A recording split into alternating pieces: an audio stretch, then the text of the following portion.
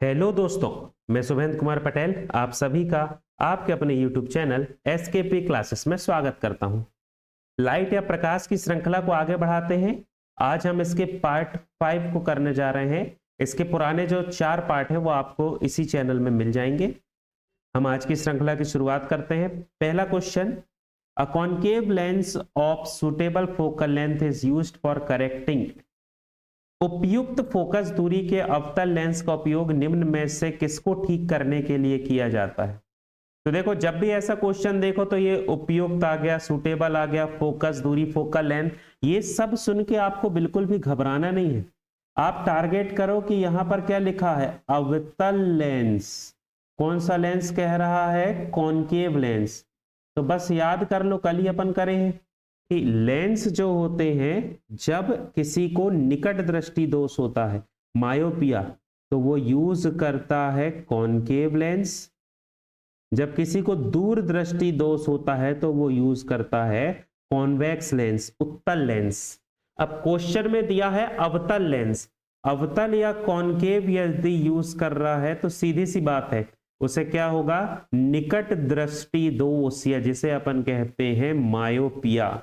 ये उचित उपयुक्त फोकस दूरी वाले सुटेबल फोकल लेंथ, ये वो पढ़ के कंफ्यूज नहीं होना कि क्या आ गया, कैसा क्या। आप देखो लेंस कौन सा बोल रहा है, कॉनकेव लेंस, अवतल लेंस, तो वही हो जाएगा। अवतल लेंस पढ़ के आप टिक कर दो, आपका आंसर क्या हो जाएगा? तो वो हो जाएगा मायोपिया, निकट दृष्टि दोष। कल अपन जिक्र कर चुके हैं, ये नॉर्मल आंख है, रेटिना में प्रतिबिंब बनता है, लेकिन मायोपिया में आंख के लेंस की चौड़ाई बढ़ जाती है। इस वजह से प्रकाश की किरणें अपवर्तन के पश्चात रेटिना से पहले मिल जाती हैं। रेटिना से पहले मिल जाती हैं, निकट मिलती हैं, इसलिए इसे कहा जाता है निकट दृष्टि दोष। पास की वस्तु स्पष्ट दिखाई देती है लेकिन दूर की वस्तु अस्पष्ट दिखाई देती है। इसके उपचार के लिए उपयोग किया जाता है कौन सा लेंस? अवतल, या जिसे अपन कहते हैं कॉनकेव। कॉनकेव लेंस प्रकाश की किरणों को फैला देता है जो हमारी आंख के लेंस में टकराते हैं, और उससे अपवर्तन के बाद प्रकाश की किरण रेटिना में इमेज बनाती है और जिससे हमें वस्तु दिखाई देती। कल पढ़ चुके हैं अपन इसको डिटेल में। अगला, किस रंग के लिए कांच का अपवर्तनांक सबसे अधिक होगा? देखो, अपन रिफ्लेक्टिव इंडेक्स या अपवर्तनांक पढ़े थे। जो माध्यम जितना सघन होगा उसका अपवर्तनांक, रिफ्रैक्टिव इंडेक्स, उतना क्या होगा? अधिक होगा। पढ़े थे अपन, हीरा का सबसे ज्यादा होता है 2.48। जो मीडियम जितना डेंस होगा उसका रिफ्रैक्टिव इंडेक्स उतना ज्यादा होगा। पर यहां पर अब अपन से क्या पूछ लिया? कलर के लिए पूछ लिया, रंग के लिए। किस रंग के लिए कांच का अपवर्तनांक अधिकतम होता है? मतलब क्या रहेगा? रिफ्रैक्टिव इंडेक्स सबसे ज्यादा रहेगा, मतलब वो प्रकाश जो उस माध्यम में क्या करेगा? सबसे धीमी गति करेगा। ठीक है, तो उसका रिफ्रैक्टिव इंडेक्स क्या रहेगा? सबसे ज्यादा रहेगा। तो जो सबसे धीमी गति करता है वो कलर होता है वॉयलेट, या उसे अपन कहते हैं बैगनी।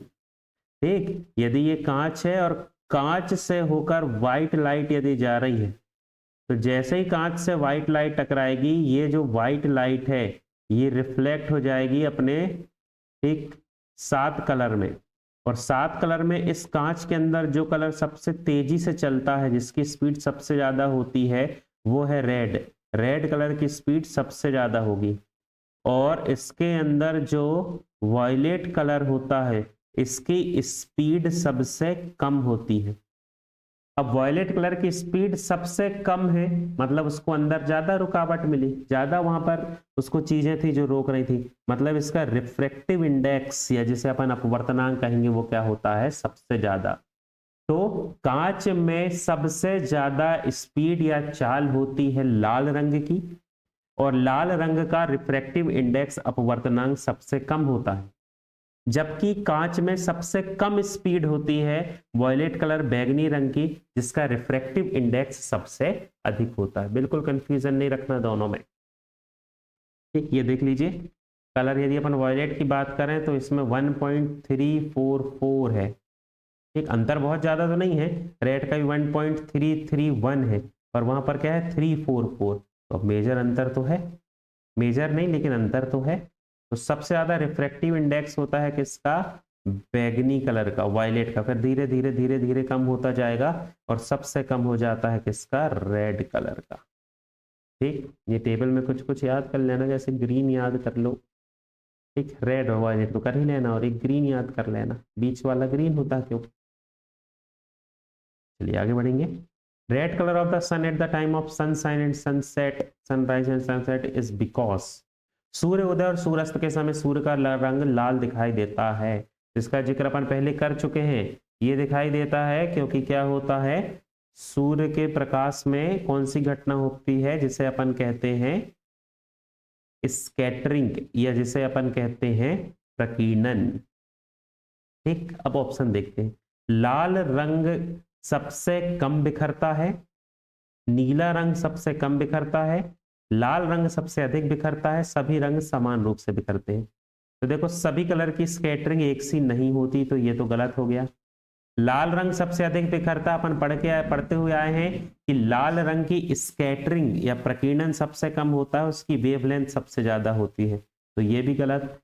नीला रंग सबसे कम नहीं, सबसे कम लाल है। कुल मिला के करेक्ट आंसर क्या हो जाएगा, लाल रंग सबसे कम बिखरता है, रेड कलर की स्कैटरिंग जो है वो लीस्ट होती है ना। जैसे मान लो ये इमेज से देखो, ये सूर्योदय और सूर्यास्त के समय सूर्य अपन को लाल दिखाई देता है, बाकी समय पीला, और बाकी और बिल्कुल बिल्कुल जब दोपहर होती 12 बजे तब उस समय सफेद दिखता है। ठीक है, तो क्या होता है, जब सूर्य, समझना कंडीशन, जैसे ये अपनी पृथ्वी है, पृथ्वी के ऊपर अपन यहाँ पर खड़े हुए हैं, एक सूर्य उदय और सूर्यास्त के समय सूर्य जो है पृथ्वी से सबसे अधिक दूरी पर होता है, तो सूर्य उदय सूर्य अस्त के समय भी वही प्रकाश की किरणें निकल रही हैं जो बाकी समय निकलती हैं। बस होगा क्या, जब सूर्य उदय होता है उस समय प्रकाश की किरण में स्कैटरिंग या प्रकीर्णन होता है, और ये प्रकाश की किरणें यहीं यहीं फैल जाती हैं। लेकिन लाल रंग में सबसे कम प्रकीर्णन होता है, तो वेवलेंथ ज्यादा होने के कारण वो पृथ्वी तक पहुंचती है। यही सूर्यास्त के समय होगा, आएंगे तो सब कलर, लेकिन बाकी सब स्कैटरिंग या प्रकीर्णन के कारण फैल जाएंगे, पर जो लाल कलर है उसकी स्कैटरिंग सबसे कम है और वेवलेंथ ज्यादा है, तो वो हमारी आंखों तक पहुंच जाएगा। और अपन जानते हैं जो वस्तु जिस रंग के प्रकाश को पहुंचाती है, परावर्तन करती है या पहुंचाती है, हमें वो उसी रंग का दिखाई देता है। तो जब सूर्य से लाल कलर हमारी आंखों में पहुंच रहा है, तो सूर्य जो है सूर्य उदय और सूर्यास्त के समय हमें लाल दिखाई दे रहा है। तो क्यों, क्योंकि इसकी तरंग दैर्ध्य सबसे ज्यादा है, मैक्सिमम वेवलेंथ है, लेकिन इसकी स्कैटरिंग या इसका जो क्या कहेंगे प्रकीर्णन सबसे कम होता है। देख सकते हैं आप ये, इसलिए अपन को सूर्य उदय सूर्यास्त के समय सूर्य कैसा दिखाई देगा, लाल। बाकी समय जब सूर्य है तो वो पृथ्वी से एक अलग दूरी पर होगा, पीला दिखता है। लेकिन जब सूर्य बिल्कुल दोपहर के होता है, सूर्य के पास, सिर के पास होगा बिल्कुल, जब पृथ्वी के सबसे निकट होता है, सभी कलर में इतना ज्यादा प्रकीर्णन हो जाता है कि सब बहुत ज्यादा फैल जाते हैं, क्योंकि अब वो पास है पृथ्वी के, तो इस वजह से कोई एक रंग हमारे पास नहीं पहुंचता और हमें पूरा का पूरा जो सूर्य है वो सफेद दिखाई देता है। सूर्य उदय सूर्यास्त के समय सूर्य का सफेद लाल दिखाई देना, दोपहर के समय सूर्य का सफेद दिखाई देना, ये कोई भी घटना आती है तो ये सभी रिलेटेड कर रहती हैं स्कैटरिंग या जिसे अपन कहते हैं प्रकीर्णन। ठीक, अगले क्वेश्चन में बढ़ेंगे अपन। मानव आंख के लेंस की फोकल लंबाई को समायोजित करके विभिन्न दूरियों पर स्थित वस्तुओं पर ध्यान केंद्रित कर सकती है, ऐसा निम्न कारणों से होता है। दृष्टि की दृढ़ता, निकट दृष्टि, दूर दृष्टि, लॉजिक वाली बात है कि अपन आंख की फोकल लेंथ को क्यों कंट्रोल कर रहे हैं। सीधी सी बात है, जब अपन को दूर का देखना है तो अपन आंख की लेंस की फोकल लेंथ को बदलने की कोशिश करेंगे, जब पास का देखना है तो फोकल लेंथ को बदलने की कोशिश करेंगे। तो वो अपन क्यों करते हैं, ताकि चीजों को अपन देख पाए, वहां पर क्या कर पाए, अपन समायोजन कर पाए, वहां पर उसको अपन क्या कर पाए, एकोमोडेशन, एडजस्टमेंट कर पाए, ताकि वो ऑब्जेक्ट अपन को दिखे ना। लॉजिक वाले क्वेश्चन है दोस्त, कभी कभी ऐसी चीज ये कोई पढ़ेंगे नहीं अपन कहीं, ये अपन फैक्ट पढ़ते समय पढ़े, लेकिन आपको दिमाग लगाना है कि हम हमारे आंख के लेंस की फोकल लेंथ या फोकस दूरी को क्यों कंट्रोल कर रहे हैं। वो इसलिए कंट्रोल कर रहे हैं क्योंकि हमें उसमें क्या करना है, आंख का समायोजन, एकोमोडेशन, ताकि रिफ्लेक्शन के बाद प्रकाश की किरण रेटिना में मिले और रेटिना में अच्छी इमेज बने जिसे हमारा ब्रेन पढ़ पाए। ठीक, अगला जब हम सिनेमा हॉल में प्रवेश करते हैं तो कुछ समय तक ठीक से नहीं देख पाते। ऐसा इसलिए होता है क्योंकि पुतली नहीं खुलती, पुतली बंद नहीं होती, पुतली के आकार को समायोजित करने में कुछ समय लगता है, इसमें से कोई नहीं। कल इस पर अपन अच्छा खासा जिक्र कर चुके हैं। यदि अपन आंख की बात करते हैं तो आंख का वह हिस्सा जहां से प्रकाश प्रवेश करता है उसे अपन कहते हैं प्यूपिल, और इस प्यूपिल को कंट्रोल करने के लिए इसके चारों तरफ पाई जाती है आइरिस। यदि हम ऐसी जगह पर हैं जहां प्रकाश बहुत ज्यादा है तो आइरिस क्या करेगा, प्यूपिल का आकार छोटा कर देगा ताकि ज्यादा लाइट अंदर ना जाए, रेटिना डैमेज ना हो। और मान लो हम ऐसी जगह खड़े हैं जहां लाइट नहीं है तो वहां पर प्यूपिल क्या करेगा, आइरिस प्यूपिल का आकार बढ़ा देगा ताकि ज्यादा से ज्यादा लाइट जाए और हमें दिखाई दे। तो अब जब आप सिनेमा हॉल में घुसोगे, ठीक है, और क्या होगा, अंधेरा रहेगा, जबकि आप बाहर लाइट से गए हो और अंदर अंधेरा है। तो लाइट से आप गए हो तो लाइट में होने के कारण आपकी प्यूपिल जो पुतली है वो छोटी सी थी। अब जब आप अंधेरे वाले कमरे में गए तो वहां लाइट कम है, तो अब उस समय इस छोटी सी जो पुतली है इससे प्रकाश अंदर नहीं जा पा रहा है, इसलिए आपको नहीं दिखाई दे रहा है। कुछ समय बाद आप आंख 2-4 बार बंद करेंगे तो आइरिस पुतली का आकार बढ़ा देगा, प्रकाश अंदर जाएगा और आपको सिनेमा घर में भी दिखाई देगा। तो आप लॉजिक लगा के आंसर दे सकते हैं। पुतली के आकार को समायोजित करने में समय लगता है। Adjustment of size of pupil take some times, है ना। इसलिए धूप से जब आप एकदम से अंधेरे कमरे में आते हो तो नहीं दिखता, या एकदम से जब आप सुबह उठते हो और लाइट चालू कर देता है कोई तो आपको नहीं दिखाई देता, तो यही इसका रीजन होता है। ये देख सकते हैं आप, जब अपन ब्राइट लाइट में है तो उस समय अपनी प्यूपिल 2 मिलीमीटर खुलती है, जब नॉर्मल लाइट में है तो उस समय 4 मिलीमीटर खुलती है, डिम लाइट में होते हैं तो 6 मिलीमीटर तक खुल जाती है, और यदि डार्कनेस अंधेरे में है तो 8 मिलीमीटर तक खुलती है ताकि ज्यादा से ज्यादा प्रकाश अंदर जाए और हमें दिखाई दे। अच्छा होगा यदि आप याद कर लें, ब्राइट लाइट में 2 मिलीमीटर, नॉर्मल 4 मिलीमीटर, तो ये तो याद ही रखना कि सामान्यतः हमारी प्यूपिल का आकार कितना होता है, तो आंसर हो जाएगा 4 मिलीमीटर। यदि डिम लाइट है तो 6 मिलीमीटर और अंधेरे में है तो प्यूपिल कितनी होती है, 8 मिलीमीटर। ये अंदर वाला जो हिस्सा है ये है प्यूपिल। कंफ्यूजन तो नहीं किसी को, आंख अपन डिटेल में पढ़ चुके हैं भाई। ये है प्यूपिल, ये इसका बता रहा है 6 mm, ये बता रहा है ये 4 mm, ये आंख के अंदर ये बता रहा है 2 mm। ठीक, तो ये प्यूपिल है, पुतली। और ये जो नीला वाला हिस्सा दिख रहा है ना, जो इस प्यूपिल को कंट्रोल करता है, इस नीले वाले हिस्से को ही अपन कहते हैं आइरिस। कभी आपसे पेपर में पूछा जाए ना कि आंख के रंग का निर्धारण कौन करता है, तो आपका आंसर होगा आइरिस। और आइरिस ऐसा क्यों करता है कि वो आंख के रंग का निर्धारण करता है, तो उसका रीजन होता है कि हमारी आइरिस में क्या पाया जाता है, आइरिस में यहाँ पर होता है मिलेनिन, जो अपनी स्किन में होता है मिलेनिन। कभी कभी आप देखना कुछ लोग ऐसे होते हैं जिनके मौसम बदलने पर आंख का रंग बदल जाता है। गर्मी रहती है तो उनकी आंख का रंग काला रहता है, ठंड रहती है तो उनकी आंख का रंग नीला हो जाता है, और सामान्यतः नॉर्मल जब अपना मौसम रहेगा तो उनकी आंख का रंग ब्राउन या भूरा होता है। तो उसका यही कारण होता है, मिलेनिन है। ज्यादा सूर्य का प्रकाश पड़ रहा है तो मिलेनिन काला हो गया, कम है प्रकाश, ठंड है तो मिलेनिन नहीं बना, सूर्य का प्रकाश नहीं पड़ा। तो आंख के रंग का निर्धारण आइरिस करता है, और आइरिस में क्या पाया जाता है, मिलेनिन। ठीक, चलिए आगे बढ़ेंगे। The defect of astigmatism can be rectified by using. दृष्टि वैषम्य दोष को निम्नलिखित को, पहले तो बात ये याद रखें आप कि ये दृष्टि वैषम्य, या जिसे अपन कहते हैं एस्टिग्मेटिज्म, ये क्या होता है।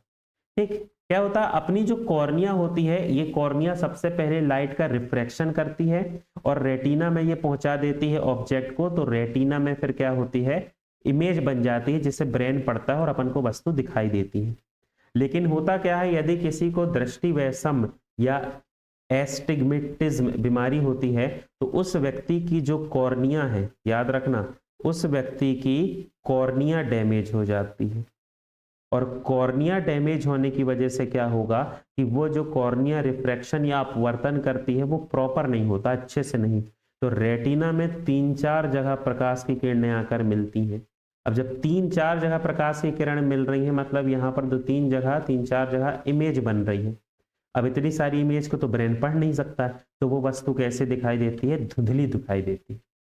एस्टिग्मेटिज्म के ऐसे कोई लिखित रीजन तो नहीं है, लेकिन ऐसा माना जाता है कि ये जेनेटिक भी होता है, या मान लो कभी किसी कारण से आंख में बहुत चोट आ गई हो, इंजरी हो गई हो, तो एक बात अलग है कि कुछ हो सकता है, लेकिन ऐसा कोई कारण नहीं है इसका इसमें। लेकिन याद रखना, आप पेपर में पूछा जाए आंख का कौन सा हिस्सा प्रभावित होता है, तो कॉर्निया, और इमेज बहुत सारी बनती है, ब्रेन पढ़ नहीं पाता और ऑब्जेक्ट हमें कैसा दिखता है, धुंधला।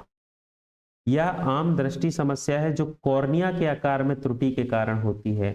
It is a common vision problem caused by an error in the shape of the cornea. इस पॉइंट को याद रखेंगे, an error in the shape of cornea, cornea के आकार में परिवर्तन के कारण ये सब होता है, कॉर्निया का आकार। ठीक, तो इसके ट्रीटमेंट या उपचार के लिए क्वेश्चन क्या कह रहा है, अच्छा किसका उपयोगी, उत्तल अवतल, ये सब तो आप देखो, आप लॉजिक लगाओ। मान लो आप ये चीज नहीं जानते आप क्या है, लेकिन देखो लॉजिक लगाओ। अपन पढ़े उत्तल लेंस का उपयोग होता है दूर दृष्टि दोष के लिए, अवतल लेंस का उपयोग होता है निकट दृष्टि दोष के लिए, याद करो। फिर अपन ने पढ़ा बायफोकल या द्विफोक्सी का उपयोग होता है जरा दृष्टि दोष के लिए, प्रेस बायोपिया के लिए, है ना। कॉन्वेक्स किसके लिए यूज होता है, मायोपिया। कॉनकेव किसके लिए होता है, हाइपरमेट्रोपिया। और बायफोकल किसके लिए होता है, प्रेस बायोपिया। तो जब अपन तीन पढ़े हैं और एक ऑप्शन अपन को पढ़ा हुआ नहीं लग रहा है, तो सीधी सी बात है, आप लॉजिक लगा लो, आंसर क्या हो जाएगा, सिलेंड्रिकल लेंस, बेलनाकार लेंस। मान लो बहुत नहीं सोचना है तो बस लॉजिक लगा के आंसर दे दो, बेलनाकार लेंस इसका उपचार होगा। बाकी होता ये है कि ये जो है इस प्रकार के लेंस को कहते हैं बेलनाकार लेंस। अब ये क्या करता है, प्रकाश की किरण चाहे इस पे वर्टिकल आए या प्रकाश की किरण हॉरिजॉन्टल आए, चाहे ऊर्ध्वाधर आए या क्षैतिज, ये दोनों को ये लेंस क्या करता है, एडजस्ट कर देता है। और ये जब आंख में कॉर्निया में पहुंचती हैं तो कॉर्निया उसका अच्छे से रिफ्रैक्शन करता है, और रिफ्रैक्शन के बाद ये सभी प्रकाश की किरण आकर हमारी रेटिना में मिलती हैं। और अपन को पता है कि यदि प्रकाश की किरण रेटिना में आकर मिलेंगी तो रेटिना में निर्माण होगा इमेज का, और रेटिना में यदि इमेज बनेगा तो इस इमेज को ब्रेन आसानी से और अच्छे से पढ़ सकता है। तो दृष्टिवैषम के लिए किस लेंस का उपयोग किया जाता है, तो आपका आंसर हो जाएगा सिलेंड्रिकल लेंस, बेलनाकार लेंस का उपयोग किया जाता है। ये होता है सिलेंड्रिकल लेंस। ये होते हैं स्फेरिकल, जिससे कॉनकेव कॉन्वेक्स बने हैं, और ये है सिलेंड्रिकल लेंस। ठीक, अगला, हवा में सफेद प्रकाश के विभिन्न रंगों के प्रकाश के प्रसार के संबंध में निम्नलिखित में से कौन सा कथन सही है। Which of the following statement is correct regarding the propagation of light of different color of white light in air? ठीक, अब ये भैया बड़ा कंट्रोवर्शियल क्वेश्चन है, अलग अलग कई बार ये आता है, अलग अलग जो एग्जाम बोर्ड है इसका आंसर अलग अलग मानते हैं, पर मैं वो आंसर आपको बताता हूं जो ज्यादातर सही एग्जाम बोर्ड मानते हैं। तो लाल रंग सबसे तेज चलता है, ये आप कब कहते हैं, जब अपन कांच की बात करते, कांच या प्रिज्म की जैसे कुछ की बात करते तो उसमें सबसे तेज चलता है लाल रंग। नीला प्रकाश हरे प्रकाश से तेज चलता है, तो ये भी कांच में ये लॉजिक काम करता। सफेद रंग के सभी रंग समान गति से चलते, पीला प्रकाश लाल और बैगनी की औसत गति से चलता है। ठीक, तो इस कंडीशन में आपका आंसर हो जाएगा सफेद रंग के सभी रंग समान गति से चलते हैं। All the colours of the white light move with the same speed. मैं फिर आपको बता रहा हूं, बहुत सारे अलग अलग बोर्ड इसका आंसर अलग अलग मानते हैं, लेकिन ये एक सही आंसर है, पुख्ता आंसर है जो सही है और इसको माना जाएगा। तो हवा, लेकिन क्वेश्चन में पढ़ लेना, यदि इसकी जगह प्रिज्म या कांच लिखा आ जाए तो कांच में सबसे ज्यादा स्पीड लाल रंग की होती है, सबसे कम बैगनी रंग की।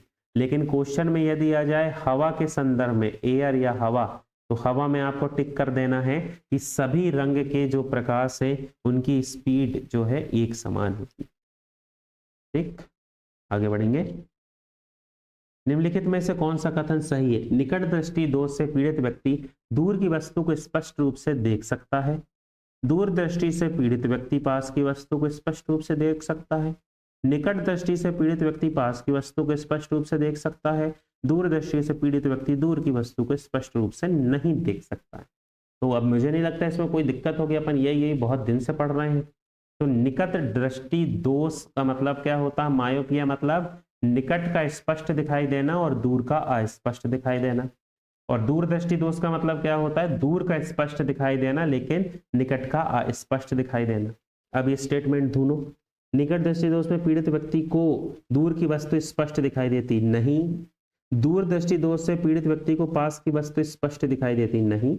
निकट दृष्टि दोष से पीड़ित व्यक्ति को पास की वस्तु स्पष्ट रूप से दिखाई देती। हाँ। अगला, दूर दृष्टि से पीड़ित व्यक्ति दूर की वस्तु को स्पष्ट नहीं देख सकता। गलत। तो सीधी सी बात है, आपका आंसर हो जाएगा निकट दृष्टि दोष से पीड़ित व्यक्ति पास की वस्तु को स्पष्ट रूप से देख सकता है। Person with myopia can see near by object clearly. दूर की वस्तु को देखने में दिक्कत जाती है, इसलिए उनको फिर कॉनकेव लेंस या क्या लगता है? अवतल लेंस। तो ऐसे कंफ्यूजिंग आएंगे। कौन सा, अब क्वेश्चन में पढ़ना, अब यहाँ पर दिया कौन सा कथन सही है, सही नहीं है भी आ सकता है। तो थोड़ी अवेयरनेस, और ये अवेयरनेस आपको कब आएगी? जब आप ज़्यादा से ज़्यादा मॉक टेस्ट लगाएंगे। ठीक, मान लो आप मॉक टेस्ट लगा रहे हैं, अच्छे आप ऐप से ले सकते हैं सब्सक्रिप्शन, या आप अच्छी किताबें ले सकते हैं, किसी भी तरीके से, बस ज़्यादा से ज़्यादा आपको मॉक टेस्ट लगाना है। ठीक, उसके बाद आप ये वाला एक बार वीडियो देख लो, आपको रिवीजन जैसा लगेगा। जो चीज़ समझने में समस्या हो तो आप चैनल में जाके डिटेल वीडियो देख सकते हैं, और मान लो उसके बाद भी कुछ नहीं बनता है तो आप कमेंट सेक्शन में पूछ सकते हैं। ठीक, चलिए आगे बढ़ेंगे। एक व्यक्ति को अपनी दृष्टि सुधारने के लिए -4.5 डायोप्टर क्षमता के लेंस की आवश्यकता है। वह किस प्रकार की दृष्टि दोष से पीड़ित है? अब देखो, इसको समझने का एक बहुत बढ़िया तरीका है। याद करो, अपन पढ़े हैं चिन्ह परिपाटी, साइन कन्वेंशन या चिन्ह परिपाटी। ठीक है, आप इसको डिटेल में इसी चैनल में जाना, लाइट टॉपिक में, लाइट की प्लेलिस्ट में आपको दिख जाएगा चिन्ह परिपाटी लिखा हुआ, साइन कन्वेंशन। उसमें आप समझना, समझने का उसका तरीका है, ऐसे एक बीच में लाइन खींच लो। ठीक, ये यदि लेंस की बात करें तो ये पोल है, सॉरी दर्पण या मिरर की बात करें तो ये पोल है, और लेंस की बात करें तो ये ऑप्टिकल सेंटर। जो भी इसके राइट में है वो सब पॉजिटिव, जो इसके लेफ्ट में है नेगेटिव। ऊपर है पॉजिटिव, नीचे है नेगेटिव। ठीक, अब याद रखना, कॉन्वेक्स, यदि अपन उत्तल लेंस या उत्तल दर्पण की बात करें तो इनकी फोकस दूरी हमेशा पॉजिटिव होती है। फोकल लेंथ क्या होगी? पॉजिटिव। यदि अपन बात करें कॉनकेव की, अवतल की, अब चाहे अवतल दर्पण हो या अवतल लेंस हो, इनकी फोकल लेंथ क्या होती है? नेगेटिव होती है। ठीक, अब उसका भी रीजन है। उसका रीजन ये है कि भैया उत्तल लेंस से जब प्रकाश की किरण रिफ्रैक्शन या अपवर्तन के पश्चात आती है तो वो फोकस में मिलती है। फोकस देखो राइट साइड में है ना, तो मतलब क्या रहेगा? पॉजिटिव। ऐसे यदि अपन बात करें इसकी कॉन्वेक्स मिरर की, तो कॉन्वेक्स मिरर में क्या होगा? कॉन्वेक्स मिरर में प्रकाश की किरणें टकराकर फैल जाती हैं, काल्पनिक रूप से आगे बढ़ाने पर एक बिंदु पर मिलती हैं, जो फोकस कहलाता है। देखो ये राइट साइड है, तो इसीलिए चाहे उत्तल दर्पण आ जाए या उत्तल लेंस आ जाए, फोकस दूरी हमेशा क्या होगी? धनात्मक। रट लो इसको। और चाहे अवतल लेंस आ जाए या अवतल दर्पण आ जाए, फोकस दूरी ऋणात्मक होगी। ये जो यहाँ पर मैंने आपको शॉर्ट में समझाया ना, इसको डिटेल समझना है तो चैनल में जाके वीडियो देखो, बहुत डिटेल में पढ़े अपन। अब यहाँ सब लॉजिक लगाओ। क्वेश्चन क्या कह रहा है? -4 दिया है, मतलब सीधी सी बात है कि ये जो लेंस है ये माइनस पावर है इसकी, मतलब इसकी फोकल लेंथ भी क्या है? माइनस है। अब माइनस फोकल लेंथ कौन से लेंस की होती है? कॉनकेव की। ये किसकी होगी? अवतल की। अब याद करो, अवतल लेंस किसके उपचार के लिए उपयोग होता है? तो अवतल लेंस उपयोग किया जाता है दूर दृष्टि, सॉरी निकट दृष्टि दोष के लिए, मायोपिया। तो यदि माइनस है तो वो क्या हो जाएगा? मायोपिया, या उसे अपन कहते हैं निकट दृष्टि दोष। जैसे आपने सुना होगा, जब चश्मा लगता है तो लोग पूछते हैं प्लस का है कि माइनस का। बहुत कॉमन चीज है, आपने सुना होगा। तो इसको लोग क्या समझते हैं? माइनस का है मतलब कम होता जाएगा और चश्मा उतर जाएगा, और प्लस का है मतलब क्या होगा? पावर बढ़ता जाएगा और चश्मा नहीं उतरेगा। ऐसा नहीं है।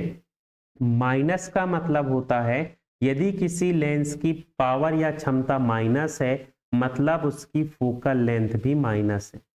यदि किसी लेंस की पावर या क्षमता जो है वो पॉजिटिव है मतलब उसकी फोकल लेंथ भी पॉजिटिव। ऐसा लेंस जिसकी फोकस दूरी ऋणात्मक होती है वो होता है कॉनकेव और जिसकी धनात्मक होती है वो होता है कॉन्वेक्स। तो यदि मान लो आपको कोई ऐसा कह रहा है कि उसको प्लस का चश्मा लगा है, धन का चश्मा लगा है, प्लस का चश्मा लगा है मतलब उसको कौन सा लेंस लगा है, उसे लगा हुआ है कॉन्वेक्स लेंस। समझ जाना, उसे क्या लगा है, कॉन्वेक्स। और यदि कोई कह रहा है कि उसका पावर माइनस है मतलब उसे क्या लगा है, कॉनकेव।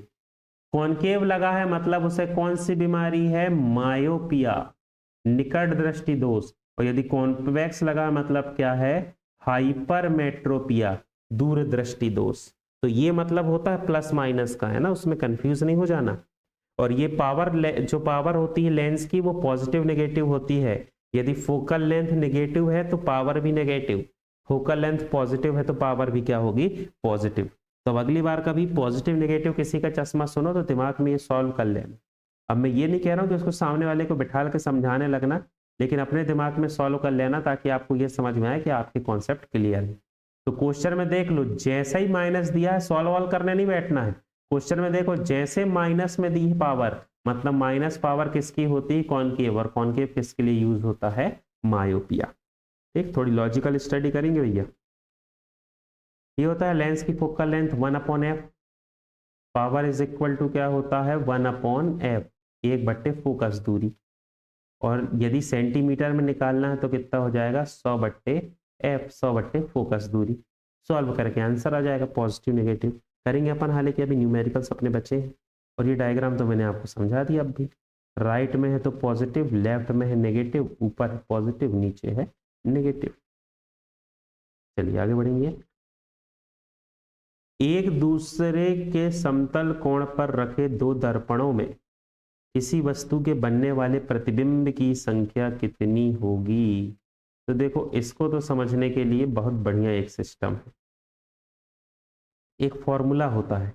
जब भी किसकी बात करेंगे अपन, समतल दर्पण, प्लेन मिरर की, तो एक फॉर्मूला होता है 360/थीटा या 360/थीटा -1। बस इतना याद रख लो। अब ये यहां पर क्या कह रहा है, एक दूसरे से राइट एंगल पर रखे हैं ना, समतल कोण, मतलब समतल कोण है तो वहां पर बनने वाला एंगल कितनी डिग्री का हो जाएगा, 90। मतलब अपना थीटा कितना हो गया, 90 डिग्री का हो गया। तो अपन यहां पर क्या कहेंगे, अब 360/थीटा की जगह क्या रखेंगे, 90। तो कितने टाइम चला जाएगा, 4 टाइम्स। बस अब आपको यहां पर एक चीज हमेशा याद रखना है, समतल दर्पण में बनने वाले प्रतिबिंब की संख्या हमेशा हमेशा विषम होती है, ऑड होती है। अब ये जब अपन ने 360/90 किया तो 4 आया, जबकि हमेशा संख्या क्या होती है, तो संख्या हमेशा उसकी होती है ऑड, विषम। तो उसे करने के लिए अपन -1 करेंगे, तो आंसर क्या आ जाएगा, 3। तो अब समझ गए, जब यदि सीधे सीधे यहां पर ऑड नंबर आ जाए तो 360/थीटा, और यदि ऑड नंबर ना आए तो उससे -1 करके अपन को ऑड नंबर या विषम संख्या लाना है, क्योंकि समतल दर्पण में बनने वाले प्रतिबिंब की संख्या हमेशा ऑड होती है, हमेशा क्या होती है, विषम। यदि ये नियम आपको याद होता तो देखो इस क्वेश्चन के लिए आपको पेन भी नहीं उठाना पड़ता। ऑप्शन है 2 सम संख्या, 3 विषम संख्या, 4 सम संख्या, 6 सम संख्या। तो सीधी सी बात है, आंसर क्या होता, 3, क्योंकि समतल दर्पण में बनने वाले प्रतिबिंब की संख्या हमेशा विषम होती है। 360, जैसे मान लो इसी की जगह क्या होता, 40 डिग्री दिया होता तो 360/40 करते, 9 टाइम्स कट जाता। अभी खुद ही विषम संख्या है तो इसमें अपन -1 नहीं करते। पर यदि ऐसे आ जाता आंसर की सम संख्या आ जाए, इवन नंबर, तो उससे अपन को -1 करना। कुल मिला के याद क्या रखना है, उत्तर हमेशा क्या होना चाहिए, विषम। अगला, the head mirror used by ENT doctor, ear nose throat, नाक कान गला जिसको अपन कहते हैं ना, उसके डॉक्टर के द्वारा किस प्रकार के मिरर का उपयोग होता है। तो देखो डॉक्टर जो है क्या होता है, वो यूज करता है कॉनकेव, ये मान लो यहाँ पर ये पेशेंट बैठा हुआ है, इस पेशेंट के ऊपर यहाँ पर लाइट लगी रहती है। ठीक, ये लाइट से प्रकाश की किरण इस मिरर में आती हैं और रिफ्लेक्शन के बाद ये चाहे कान में, चाहे गला में, दांत में पहुंच जाती हैं। तो वो क्या करता है डॉक्टर, आसानी से फिर ये, अब तो खैर अच्छी अच्छी टेक्नोलॉजी, बड़ी बड़ी मशीन आ गई, लाइट आ गई है, मुंह खोलेगा और वो बड़ी बड़ी लाइट लगा देगा। लेकिन अभी भी कान के खासतौर पर डॉक्टर जो है वो अभी भी इस तकनीक का यूज करते हैं। तो वो ऐसा लेंस चाहिए उन्हें, ऐसा दर्पण चाहिए जो प्रकाश की किरण को एक जगह केंद्रित कर दे, मतलब वो क्या हो, अभिसारी हो, कन्वर्जिंग है। और अपन जानते हैं वो दर्पण कौन सा होता है, कॉनकेव, या जिसे अपन कहते हैं अवतल दर्पण। अवतल दर्पण प्रकाश की किरण को एक जगह केंद्रित कर देता है। याद करो अपन ने पढ़ा, अवतल दर्पण से प्रकाश की किरण टकराएंगी तो वो एक जगह क्या हो जाती है, केंद्रित हो जाती है। तो इस कंडीशन में आपका आंसर क्या हो जाएगा, अवतल दर्पण, कॉनकेव मिरर। ऐसा देखो ये होता है डिवाइस, इसको नीचे कर लेगा, है ना, फ्लिप हो जाएगा, ये नीचे आ जाएगा ऐसे, देखो।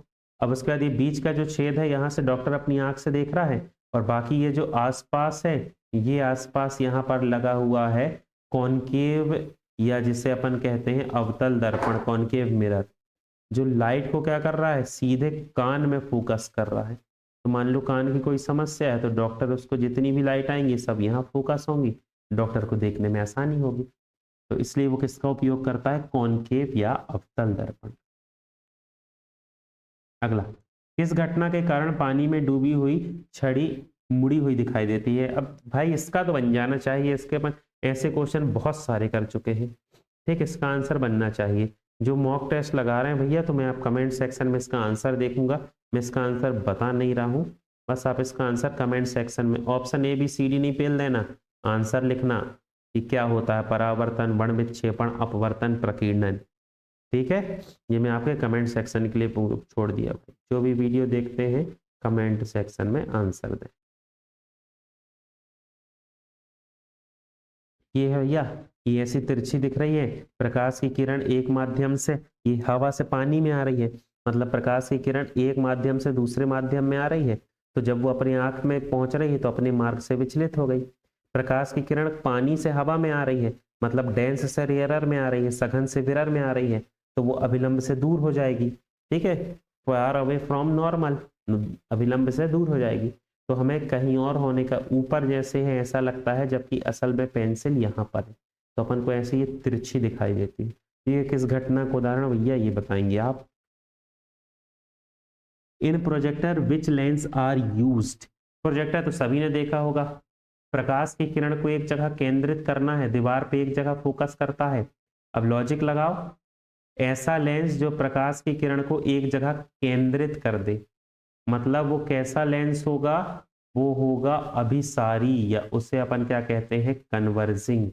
और आप बताओ, ये ऐसा होता ना एक जगह इकट्ठा कर देता है, यहाँ दीवार या पर्दा लगा होता है, तो ऐसा लेंस जो प्रकाश की किरणों को एक जगह केंद्रित कर ले, वो कौन सा होता है, कॉन्वेक्स, या उसे अपन कहते हैं उत्तल लेंस।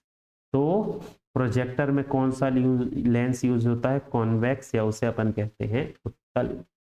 ये देखिए प्रोजेक्टर ऐसे काम करता है, देखें भाई अपन सब, ये सबसे आखिरी वाला ये जो है, ये है कौन सा लेंस है, कॉन्वेक्स लेंस है, उत्तल।